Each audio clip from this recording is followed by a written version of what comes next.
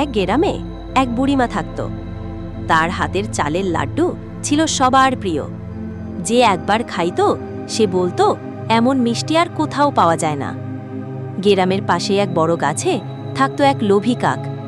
সেই বুড়িমার লাড্ডুর গন্ধ পাইলেই উইরা আইতো আর সুযোগ পাইলেই লাড্ডু চুরি করত। একদিন বুড়িমা ঠিক করলেন তার লাড্ডুর রেসিপি ইউটিউবে দেবেন, যাতে সবাই শিখতে পারে। তার নাতি মোবাইল নিয়ে ভিডিও করছিল। বুড়িমা এক থালা গরম গরম লাড্ডু সাজাইয়া বললেন, যারা জানে না লাড্ডুর ভিতরে গুড় কিভাবে ঢোকাতে হয় তারা অবশ্যই আমার চ্যানেল সাবস্ক্রাইব করবে। ঠিক তখনই কাক ফাঁদে পারে। ভিডিও বানাতে ব্যস্ত বুড়িমার হাত থেকে সে একটা লাড্ডু নিয়ে উইরা গেল। কিন্তু বুড়িমা খুব চালাক ছিলেন। তিনি আগেই একটা লাড্ডুর ভিতরে লঙ্কার গুঁড়ো মিশায় রাখছিলেন, যেটা কাকের জন্যই ছিল বিশেষ। কাক লাড্ডুটা মুখে দিয়াই জিভ পুইরা গেল।